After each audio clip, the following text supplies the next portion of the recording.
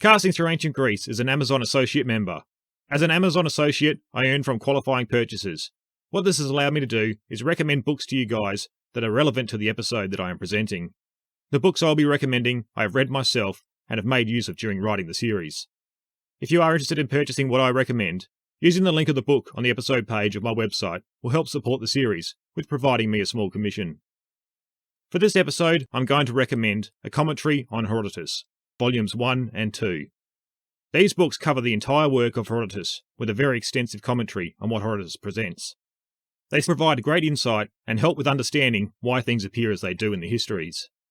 If you head to the episode page for episode 37, Herodotus, the Father of Lies, on the Casting Through Ancient Greece website, you can find both links for a commentary on Herodotus. Additionally, if you would like to become a member of Audible, the largest collection of audiobooks on the internet, you can click on the Audible banner on the Casting Through Ancient Greece website to gain a 30-day trial membership where you'll also find a number of the books I'll be recommending.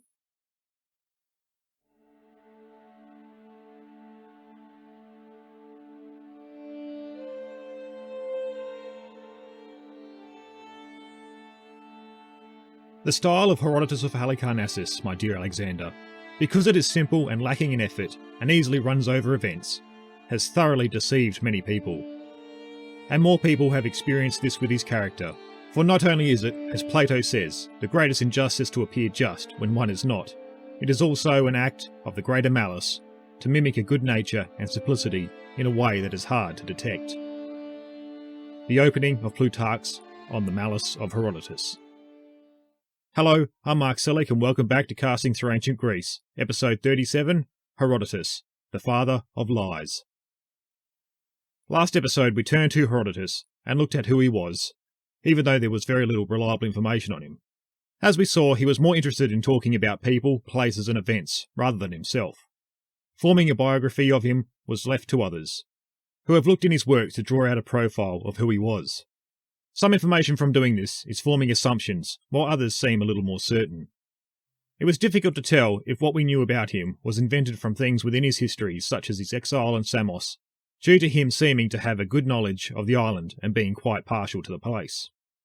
Or had his real-life experience and exile shaped his opinions of the island? But nevertheless, we were able to get a basic picture of the man who would offer us one of the earliest histories in the Western world. We also looked at what his work the histories encompassed.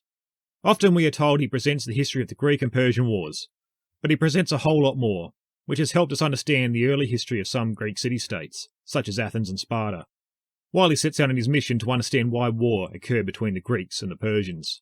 Along the way, we are also presented many peoples that the Greeks saw as barbarians, where we are told of their interesting customs and traditions, these usually coming up in Herodotus' frequent digressions. We then finished off looking at the various sources Herodotus was making use of as he researched his histories, whether it be existing written accounts, prose or poetic, inquiries with local populations or authorities, and his preferred method, his own observations.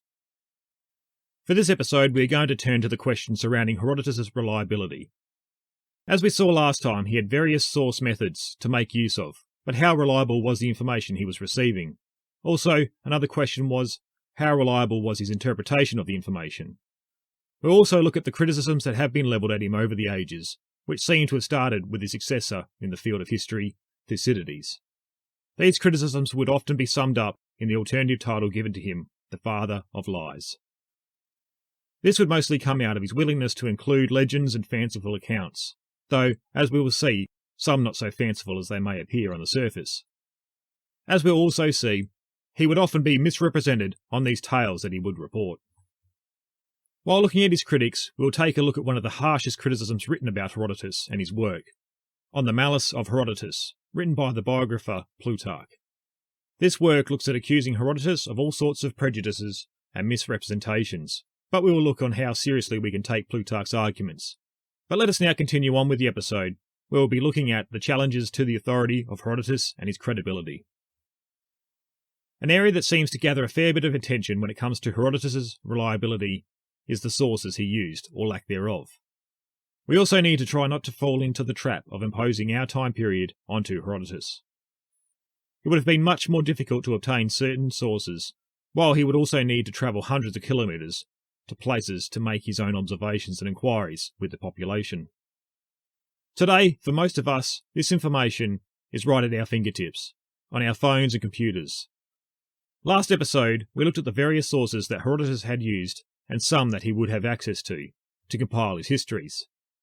These sources generally covered three areas and it involved written works, both prose and poetic, his own observations, and his inquiries with local populations or authorities. So let's break these down into the three groups and look at the question of reliability concerning each. When it comes to written sources, we can break down these into two parts, prose and poetic. As we saw last episode, it is even hard for us to say with any certainty what accounts Herodotus had made use of. When it comes to prose, we don't even have the originals of what may have existed when Herodotus was writing, this making it impossible for us to judge their reliability.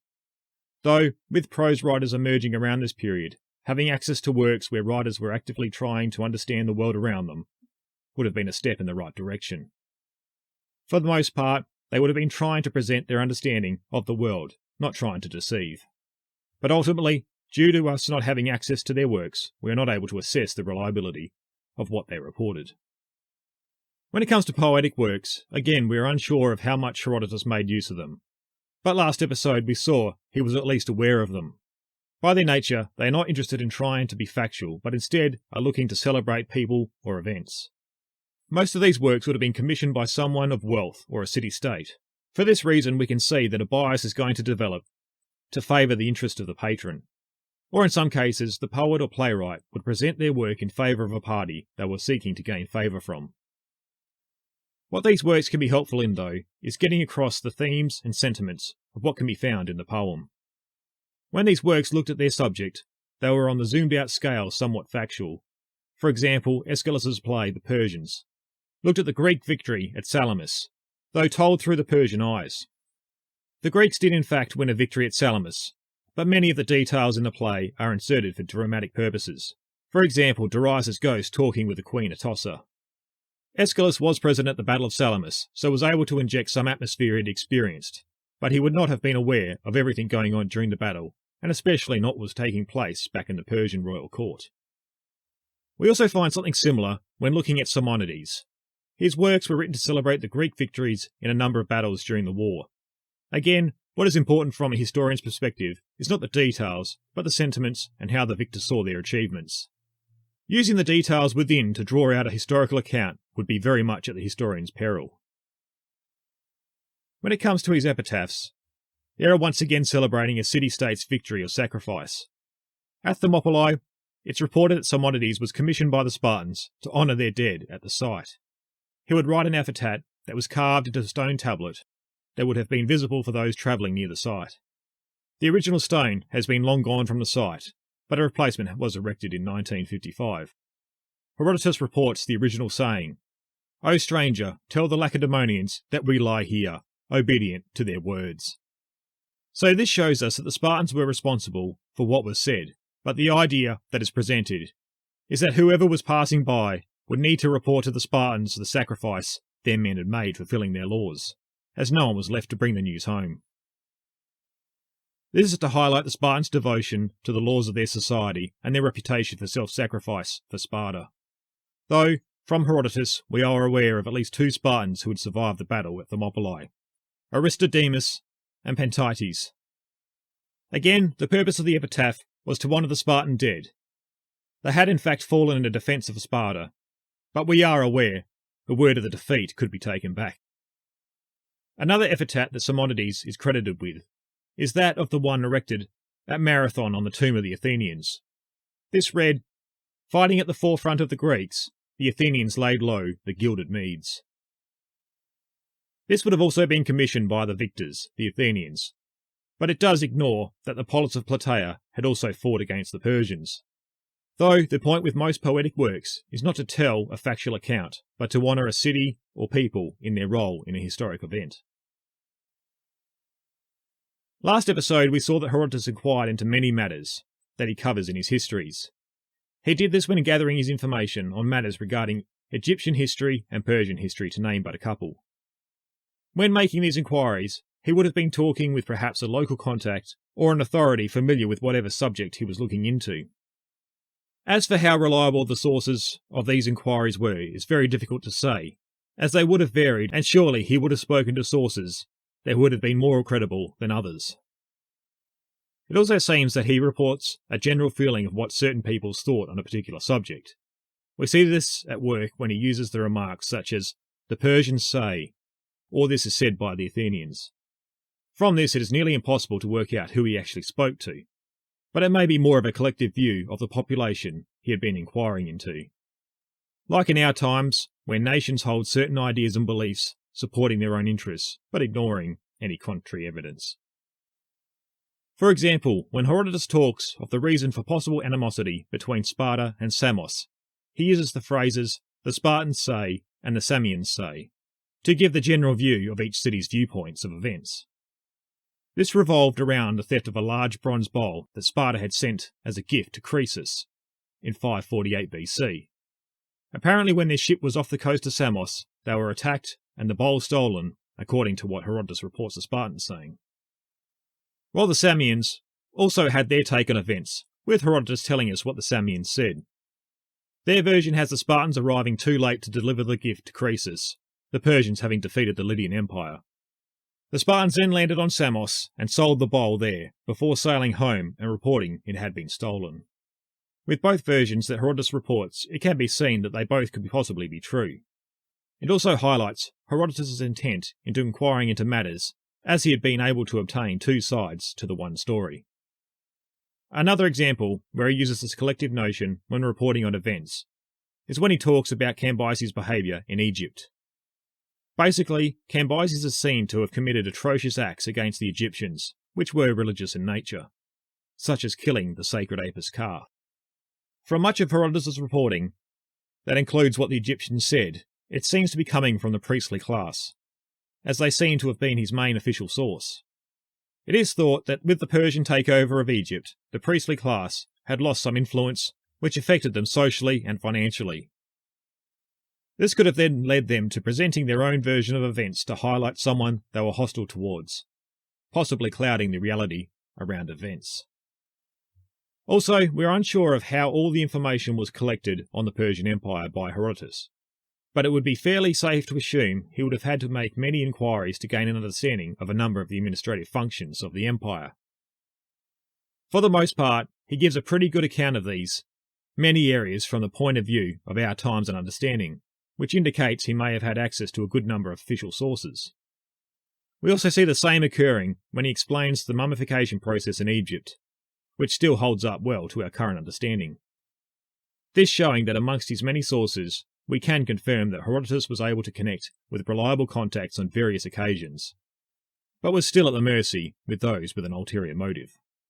So as we can see, when it came to Herodotus' direct inquiries, we find ourselves with probably somewhat of a mixed bag, with some reliable and some not so much. Though we can see him attempting to use multiple lines of inquiries on particular subjects, which goes some way into him seeking out a way to mitigate questionable accounts he received, and for him to reach some sort of understanding on what he was presenting. Next, we have the reliability of his own observations. As we saw, this was one of Herodotus' preferred ways of gathering his information. During his travels, he would observe different cultures, geography, monuments, and animals. On the question of his reliability here, it really does come to how he interpreted what he had seen. When it came to cultural matters, he appears to be on much firmer ground the closer a culture was to the Greeks. After all, he was a Greek and was a part of Greek culture. It would make sense that he would be looking at others through the prism of his own culture. Though he does seem to understand the concept of what appears normal to one group seems completely foreign to another. This he brings up when talking of Cambyses' willingness to mock Egyptian customs, as they seem silly compared to his own. Herodotus then relates the following story to highlight the importance of customs to people while also seeming strange to others. During his reign, Darius summoned some Indians called Calatai, who do eat their dead parents. In the presence of the Hellenes, with an interpreter to inform them of what he said, he asked the Indians how much money they would accept to burn the bodies of their dead fathers. They responded with an outcry, ordering him to shut his mouth lest he offends the gods. Well then, that is how people think, and so it seems to me that Pindar was right when he said in his poetry that custom is king of all. When it came to his own observations on the physical world, he seems to be fairly reliable with his own observations except on a few occasions. This occurs with examples we have spoken about before, on his observations of the hippopotamus, and another where he talks about going to Elephantine on the Nile. In both of these examples, it would seem he has not even observed the hippopotamus, or had even seen Elephantine for himself. It is very difficult to believe he had seen the hippopotamus for himself based on the description he gives. As for travelling to Elephantine, he had just finished giving a bizarre account on the source of the Nile, which involved the region. If he had actually travelled there, he would have seen an account he gave on the sources of the Nile to be untrue. He had earlier said that he had been told of the sources of the Nile by an Egyptian scribe, but if he had been there, he would have been able to report the falsity of the information. All in all, Herodotus himself seemed intent on trying to obtain what sources he could on particular subjects, and then attempt to sort out what seemed plausible. We see on a number of occasions where he has judged the reliability of the sources he had obtained, such as with Cyrus's birth story, where he says he would tell us the most believable account he had heard. Again, source gathering in his day would have been much more of a challenge than today. When travelling to another land, he would have had to seek out what he could, and would have probably been subjected to official lines of information, which in themselves were more interested in presenting a certain point of view rather than the facts. His journey to Egypt and his time with the priests there potentially highlighting this. So we have looked on the question of the reliability of Herodotus' sources, but what about what he reports? Some have suggested that he may have invented some of his stories, or at least taken shortcuts. This often being highlighted through his willingness to include folklore and tales, as well as getting facts completely wrong, such as some things he reports from Egypt, but that we've already covered. Though what this tends to ignore is a number of things in his accounts that had long been thought false, but have since been vindicated. Much of his reporting on the workings of the Persian Empire had been questioned on their accuracy, but with the discovery in the 1930s of what is called the Persian fortification tablets, and the more recent efforts in publishing them, we were able to get a view from the Persians themselves on how they administered the empire. These tablets referred to a 50-year period in Persian history, much of it during Herodotus' time. What these texts have done is shown us that Herodotus actually had a pretty good understanding of the general workings of the empire. In hindsight, it may not seem this to be too surprising. He was a Greek, though he was born and grew up in an environment under Persian control, putting him in a position to be more aware of the systems his city of Halicarnassus was a part of. Another example of this was in a more recent discovery, this time on his observation of the building of Egyptian freight ships that were used on the Nile. His description of the boats and construction had been questioned, since no evidence of one had been found. I also get the impression many are willing to dismiss a lot of what Herodotus reports when it can't be confirmed against something else, even when he goes into detail, due to the more fantastic tales he's willing to report. The possibility of what he reports isn't even entertained in their eyes. It is tarnished by everything else he says. Anyway, in the last 10 years, a wreck discovered in the Nile Delta of a ship dating to the time Herodotus reports on was uncovered, that seems to match the same construction method given by him, previously unseen in any past discoveries. At the end of the day, within Herodotus there are elements that are not factual or have been embellished to some degree. After all, he was presenting a work that was intended to stay memorable, in a time where only a small fraction of the public was literate. His histories would have been presented orally to most. I think on the whole, Herodotus' reliability in his reporting is shaped very much by the sources he collected. He intended to present what he found out on his subjects. We even find him saying he doesn't believe some, but will still tell us what they say. Though in some cases it would appear he was willing to take shortcuts with some information. I keep going back to the hippopotamus, but it really seems like he is just writing based on the description the name gives, or has lifted his description from someone else's work. Though I think we would find just about all writers from all times in history have taken shortcuts somewhere.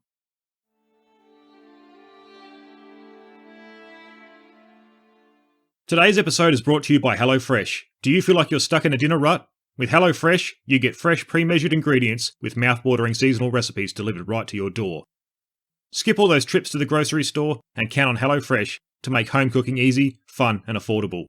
You can now enjoy cooking and get dinner on the table in 30 minutes or less. With over 25 recipes to choose from each week, there is something for everyone to enjoy. All recipes are designed and tested by professional chefs and nutritional experts to ensure deliciousness and simplicity. Myself, as a father of 3, I am really liking the look of the many options under the family-friendly category. Go to the link in the show notes to get $80 off, including free shipping on HelloFresh, the #1 meal kit. Have you been enjoying the series and want to show your support in some way? You can visit www.castingthroughancientgreece.com and click on the Support the Series button. Here you will find many ways you can help the series grow, from subscribing, getting involved in social media, and leaving reviews where you listen to your podcasts. Other options also include assisting with my Amazon wishlist for resources and supporting the series on Patreon and Buy Me a Coffee. The support I have been receiving so far has been fantastic.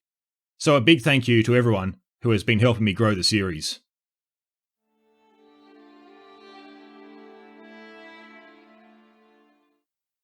I thought we could now continue with questions on his reliability, but from the point of view of the main criticisms that have been levelled at Herodotus over time. We'll also look a little deeper into some of the examples that perhaps might answer some of his critics. Throughout history, Herodotus has had his critics, these ranging from other ancient historians and writers, down to history buffs posting their opinions online in our times. Though I think much of the criticisms either misunderstand what Herodotus is trying to achieve, applying their own concept of history to what he reports, or they look at specific examples of what he says in isolation and let this influence their opinion on his entire work. A bit of the throwing the baby out with the bathwater concept. Thucydides would say in his work on the Peloponnesian War, when outlining his objectives, "The absence of romance in my history will, I fear, detract somewhat from its interest. But if it be judged useful by those inquirers who desire an exact knowledge of the past as an aid to the understanding of the future, which in the course of human things must resemble if it does not reflect it, I shall be content. In fine, I have written my work not as an essay which is to win the applause of the moment, but as a possession for all time." Now, Thucydides doesn't refer to Herodotus directly in his passage, but it is thought that it was the histories that he had in mind when writing these words. He had seen what came before him as mere stories to capture people's imagination.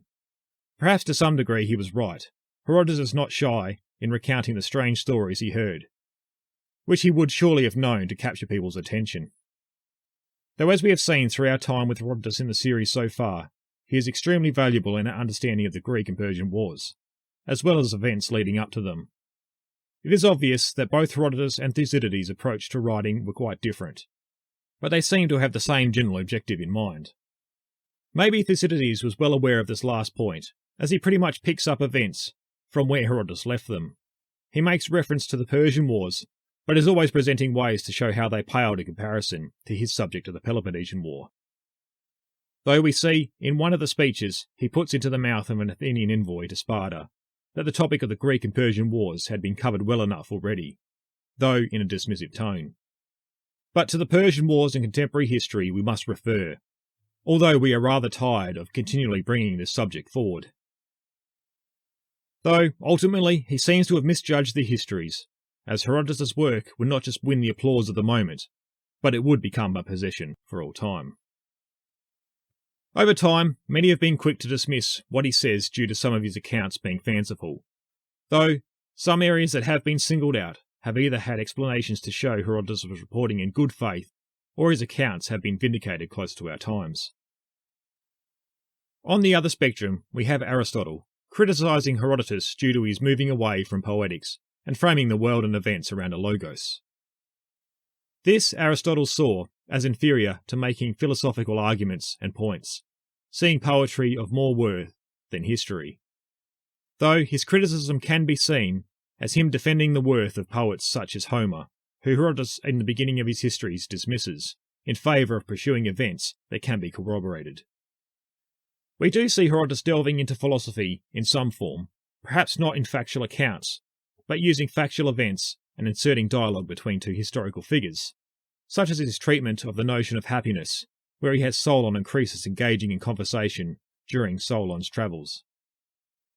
When looking at Herodotus' critics, we can't go past Plutarch and his essay titled The Malice of Herodotus.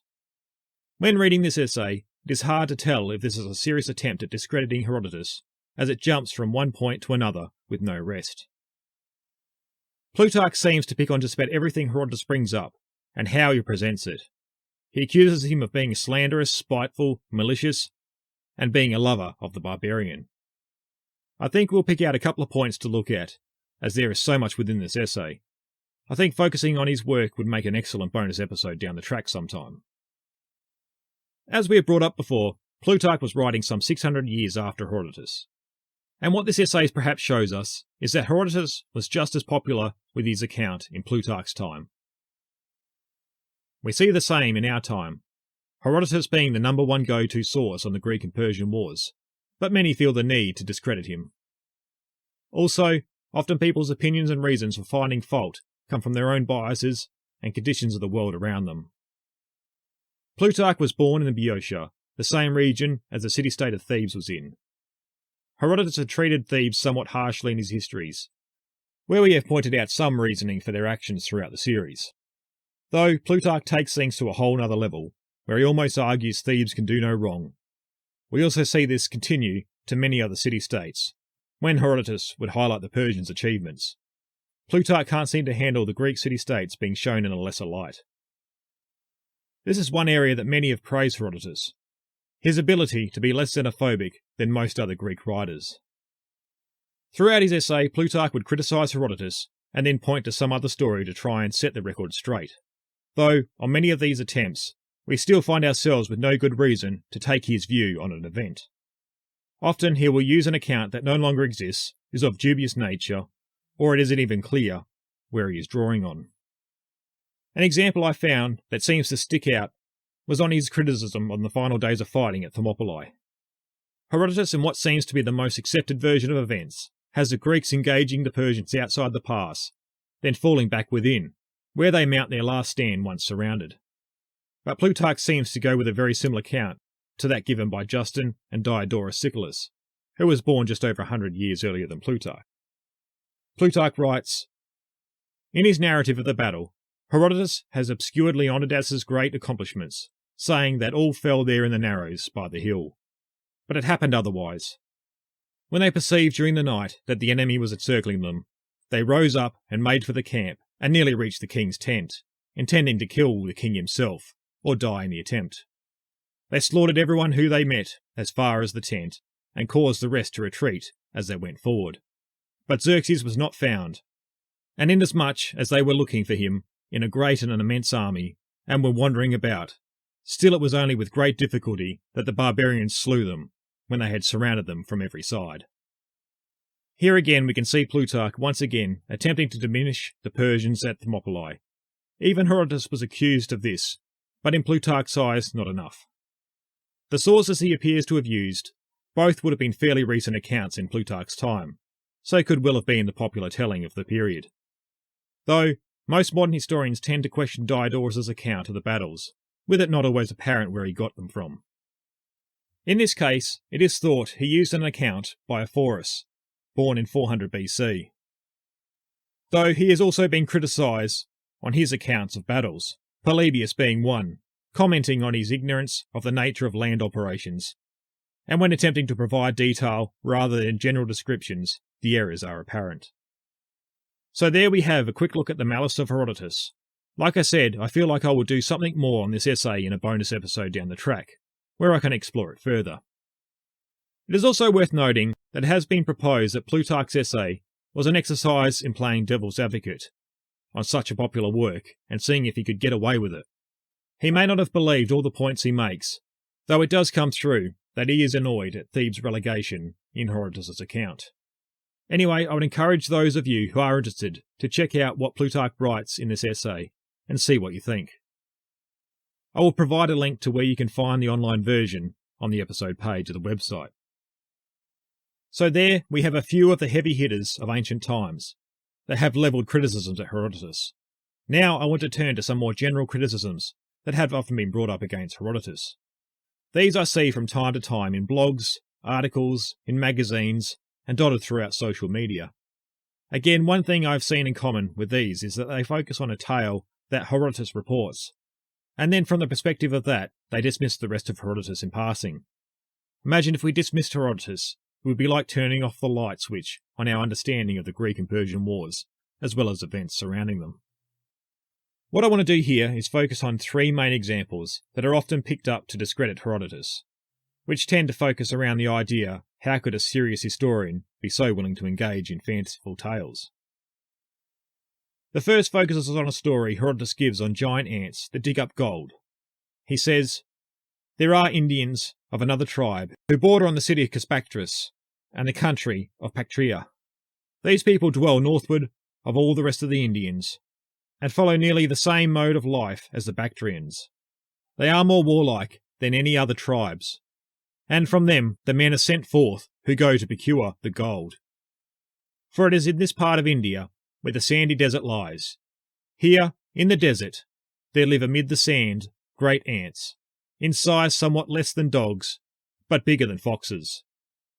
The Persian king has a number of them, which have been caught by the hunters in the land whereof we are speaking. Those ants make their dwellings underground, and like the Greek ants, which they very much resemble in shape, throw up sand heaps as they burrow." He then continues after giving some strange characteristics of their camels. "When the Indians reach the place where the gold is, they fill their bags with the sand, and ride away at the best speed. The ants, however, scenting them, as the Persians say, rush forth in pursuit. Now these animals are, they declare, so swift, that there is nothing in the world like them.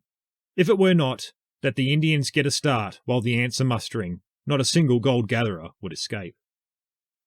Okay, so on the surface of it, it looks like what Herodotus is reporting is a bit out there.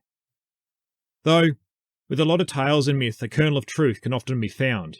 Chinese whispers or misunderstanding can often distort the details.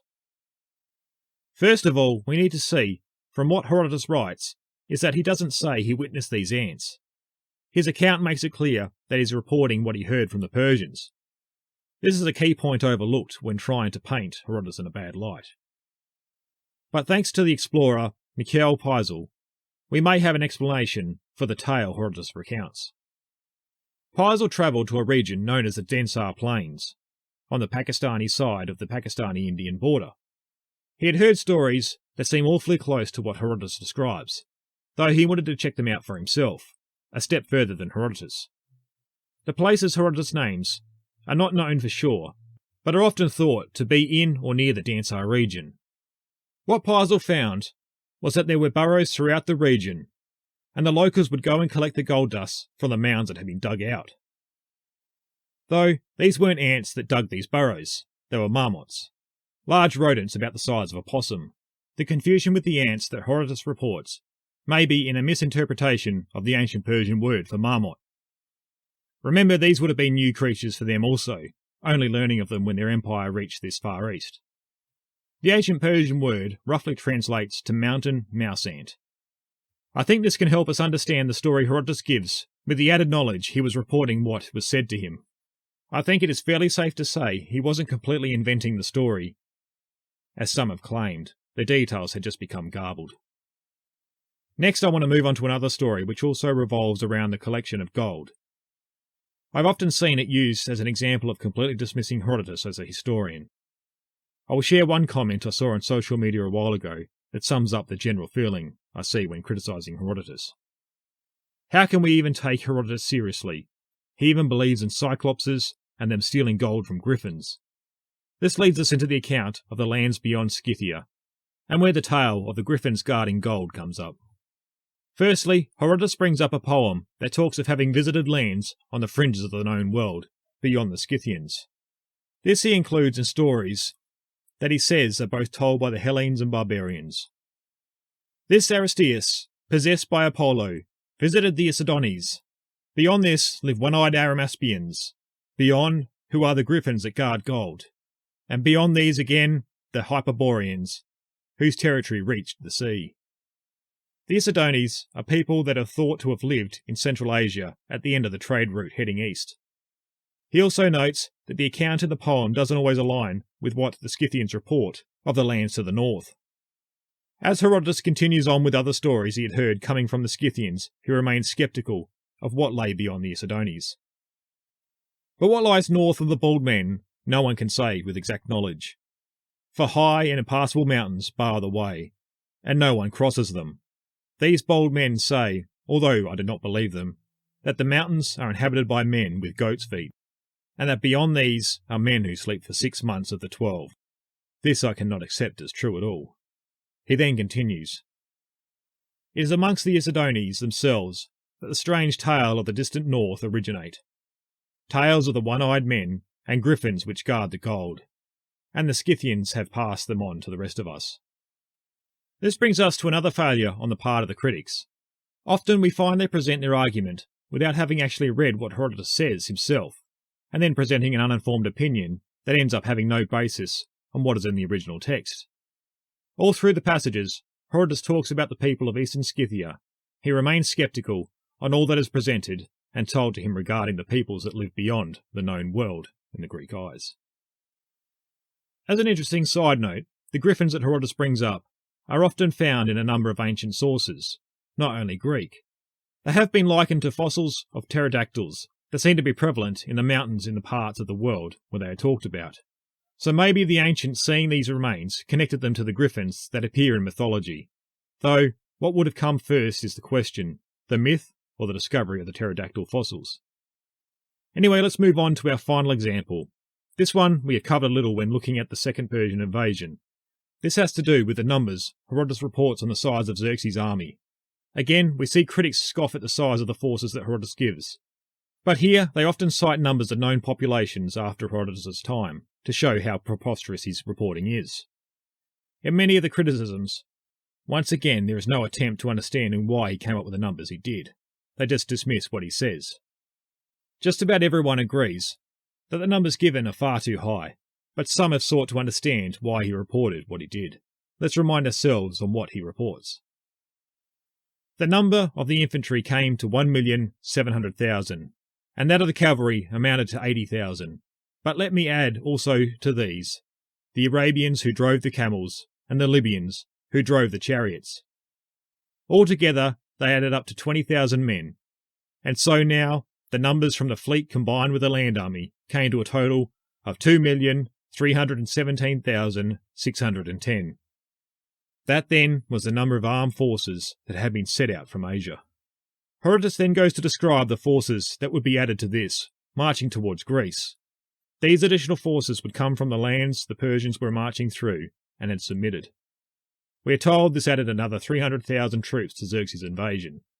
To further blow this total figure out, Herodotus tells us that he estimates the support personnel that would have accompanied the army would have been almost as many again, arriving at a total figure of 5,283,220. As we can see, this seems impossibly large. But let's have a look at what may have led to providing figures so high. Probably one of the most simplistic explanations that has been put forward was that this was another way of saying the size of Xerxes' army was larger than anyone in Greece had ever seen. This is a very common tool when trying to convey the immense size of something without possibly knowing the true numbers. Most writers tend to focus on the enormity of their subject, wanting to stress its importance to show how critical it was. Though I'm not sold on this point being the only explanation, I think there was much more to the figures Herodotus gives. Another point we can perhaps see to explaining things lays with another account he gives in the histories. He talks of spies being sent to Sardis to gather information on the Persian army. Though during their mission they were discovered and brought before Xerxes, who prevented their execution. He then ordered they be taken on a tour of all the forces assembled to attack Greece, before releasing them. If this account has some truth to it, it could be possible an official report existed somewhere in Athens or another city-state. Obviously, Xerxes' motives here would have been to show the sheer helplessness of the Greeks' position before he launched his invasion. So the numbers that the Greeks took back with them may have been a combination of their own observations along with what the Persians wanted them to take back. Again, not a factual record of what was deployed, but what Xerxes wanted the Greeks to believe that was coming. The final point I will bring up again could relate to these reports, or another source Herodotus may have used when getting his figures. This time, a misunderstanding in translation or mixing up titles may explain the blowout in numbers. The Persians broke their units up into commands based off a decimal system. It is then thought either Herodotus or another Greek authority mixed up the two of the command structures, that of the 1,000-strong Chiliad command as being the 10,000-strong Myriad command. This would then therefore multiply the actual figures by 10. If this was the case, This would see Herodotus' figure of 1.7 million infantry turn into 170,000. Many have argued that even this sees the Persian army being impossibly large, as if we look at the rest of the figures, we end up with a total force including support troops of 500,000. Though, this doesn't have to be the only explanation. It could also be working in with a report the spies brought home. Maybe the figure we end up with here was the inflated numbers Xerxes wanted to present. The Greeks had just misinterpreted them even further. We are also left with the fact that the Greeks may have embellished the figures. At the end of the day, I don't think Herodotus knowingly misrepresented the figures on such a grand level. He may have stressed the importance of the defence of Greece to a degree, but I think the main explanation for reporting the enormous figures comes from reporting the embellished, one way or another, figures that he had access to. We have now looked at Herodotus in his own right. We have followed along with him through our look in the Greek and Persian wars, looking at what he reports and what may have been behind what he says. We have now looked at who he was, what he was presenting, and some of the themes around his work. We then were able to look at criticisms levelled at him and the questions around his reliability. Even though I've pointed out theories and explanations around some of these points, the truth is that we are still left to our best guesses on some of these points. I think, though, what time has taught us with Herodotus and what he reports is that we need to stay open-minded to what he says. He has been vindicated on a number of times on things he reports that had long been thought made up. I think one of the major elements in wanting to find fault with Herodotus is based on concepts of history after Herodotus' time, all the way up to our own idea of it today. We need to remember, Herodotus wasn't working with a formed concept of what the discipline of history was. We look back to his work and see his mission in making an inquiry into the past, or a historia, something that appears to be new in the realm of prose and logos. So, in some degree, we are judging his work on the idea and concept that would be developed over the next 2,500 years after the histories. I think our biggest takeaway here should be that without Herodotus, our knowledge of the Greek and Persian wars, and even earlier events would be severely lacking. Remember, Herodotus is labelled the father of history. He is seen to have given birth to the concept. But like a child, history would grow up and mature as it touched on the ages that would pass by, arriving at the discipline it represents today. Thank you everyone for your continued support, and a big shout out to all of those who have found some value in the series and have been supporting it on Patreon and other various ways. Your contribution is truly helping me grow the series. I would also like to give a shout out to our newest Strategos supporter on Patreon. A huge thank you to Kathleen Smith for finding value in the series and what I am doing. Your support is greatly appreciated. If you have also found some value in the show and wish to support the series, you can head to www.castingthroughancientgreece.com and click on the Support the Series button, where you can discover many ways to extend your support to helping the series grow. Be sure to stay connected and updated on what's happening in the series, and join me over on Facebook or Instagram at Casting Through Ancient Greece, or on Twitter at Casting Greece. And be sure to subscribe to the series over at the Casting Through Ancient Greece website. I hope you can join me next time for episode 38, The Greek Periphery, Sicily.